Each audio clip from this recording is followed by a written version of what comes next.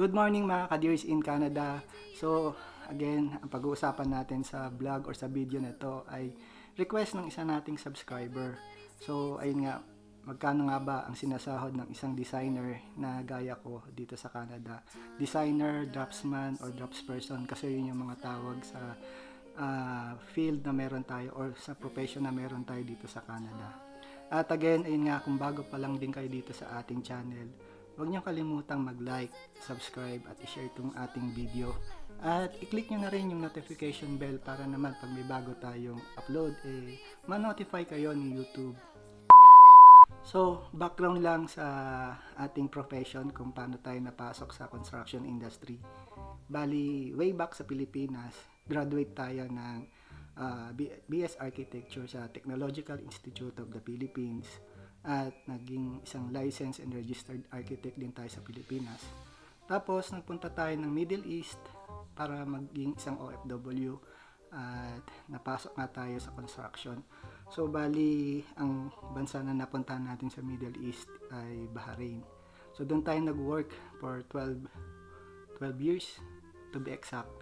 Tapos ayun nga, hanggang sa naisipan nga namin na mag-migrate dito sa Canada at pinasok nga natin yung medyo mainit ng mga panahon na yun, yung pagiging international student. So yun yung trend ng mga panahon na nag-a-apply at nagbabalak tayong pumunta dito sa Canada.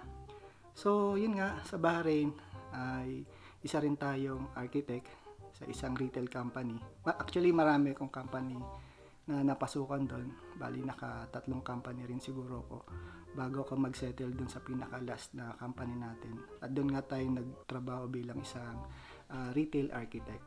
So, ayun, to make the story short, nag-migrate na tayo dito, pumasok tayo as international student at ang kinuha nating program sa SAIT is yung architectural technologies. So, yun lang kasi yung medyo malapit-lapit na or related dun sa profession at work experience natin. Kaya yun yung kinuha ko. Medyo technical course program siya dito sa Southern Alberta Institute of Technology. Mga 2 years ko din yun kinuha. Pumasok ako at around 2019 winter. So pagka winter intake kasi medyo maikli yung span ng pag-aaral Although 2 years talaga siya, pero technically makukuha mo lang siya ng mga 1 year and 6 months. Siguro ganun lang. Hindi mo talaga masasagad yung 2 years. Ayun nga, hanggang sa graduate tayo ng 2020, napunta tayo sa isang painting company muna. Yun yung una kong pinagtrabahuhan, painting contractor. Kasi pandemic yan pandemic ng mga time na yon, medyo talagang taghirap kami humanap ng work at natanggap tayo dun sa company na yon as estimator muna. Yun yung naging stepping stone ko bago ako napunta kung nasan man tayong company ngayon.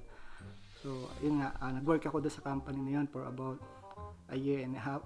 Then 2022 ay na-hire tayo dito sa kung nasan tayong company ngayon.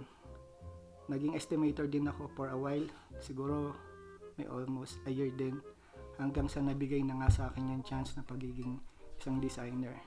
So ayun nga, naging designer na tayo. Nagkaroon ng adjustment sa mga sahod, sa salary, at yun yung pag-uusapan natin ngayon. Kasi dito nakapokus talaga yung goal ko simula nung napunta tayo o pumasok tayo dito as international student. Sabi ko, di man ako pala rin na mapasok sa isang firm or architectural firm, which is alam ko namang mahirap talaga sa umpisa. At least maging draftsman, maging draftsperson or designer nga ako, walang problema. Willing naman tayong back from the start, kasi doon naman talaga nagsisimula ang lahat. At so ayun nga, after kong mag-serve as estimator dito sa present company ko for about a year, nag-start ako as junior designer na. Kasi nung naging estimator pa lang ako, medyo gumagawa na ako or nagdi-design na rin ako ng mga minimal projects. So, hindi na ako intermediate designer. Parang nasa junior level na ako. So, pag-promote sa akin as designer, junior level na. Kasi dito sa Canada, may iba't ibang different level, different salary category. So, yun nga, kapag ka entry level ka, ang tawag doon is intermediate designer, intermediate draftsman. So, baga beginner.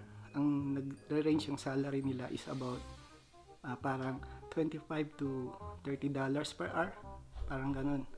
Tapos, syempre, kapag may experience ka na, may mga at least 3 years experience ka na, pwede ka na mag-apply sa junior designer, junior draftsman, junior draftsperson. Yun yung masahod na yun ng mga $30 to $40 per hour.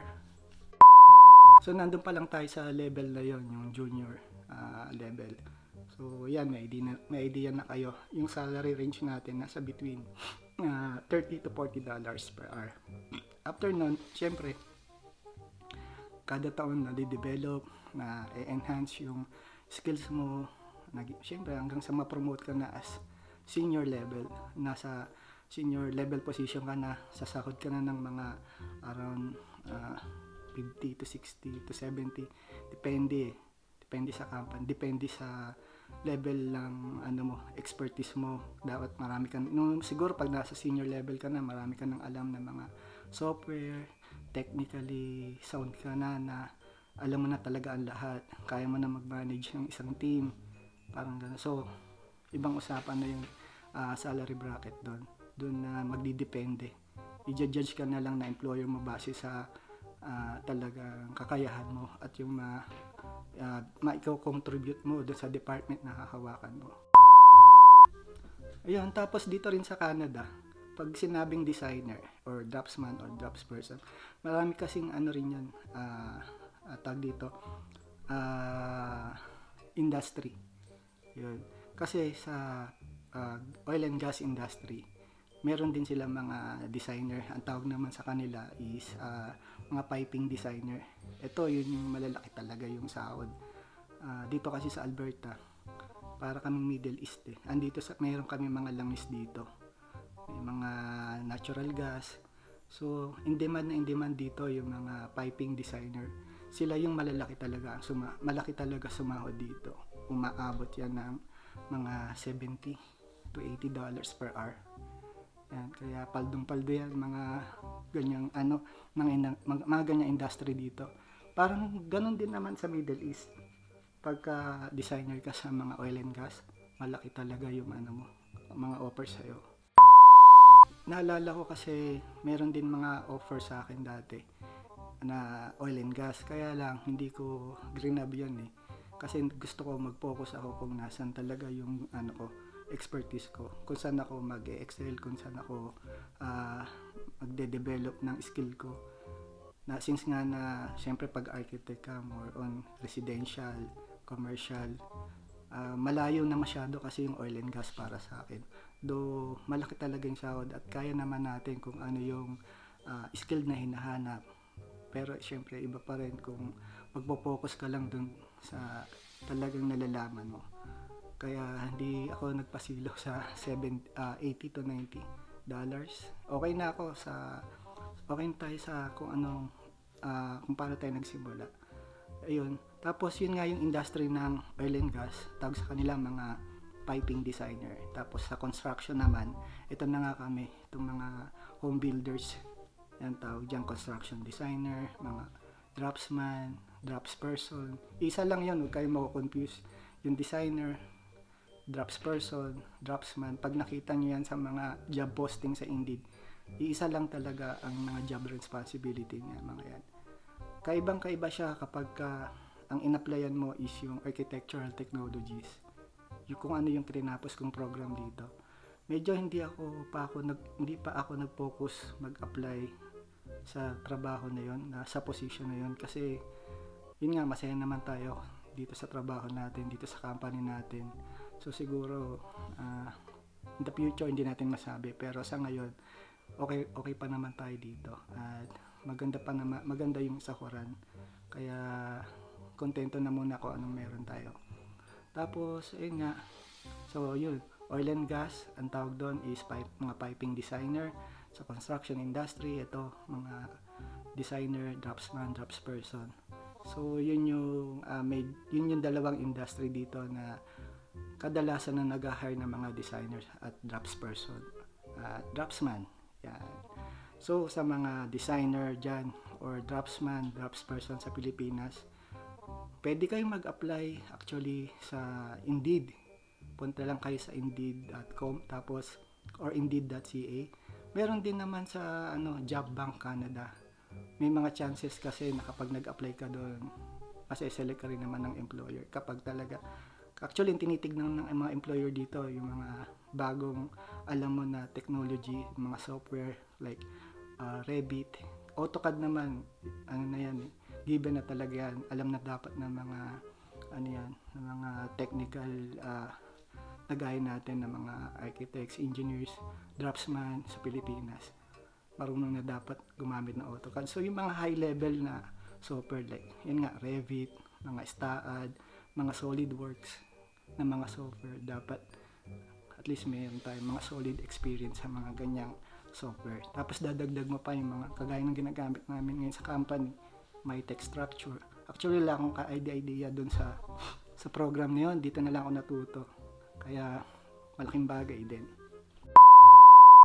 So yun nga, dun sa ating subscriber na nag-request ng content na to, sana nakatulong at nabigyan kita ng idea kung magkano yung sinasahod ng isang draftsperson, draftsman or designer na gaya ko dito sa Canada. Okay mga guys, at hanggang dito na lang muna yung video natin or yung vlog natin, and see you to the next one. God bless.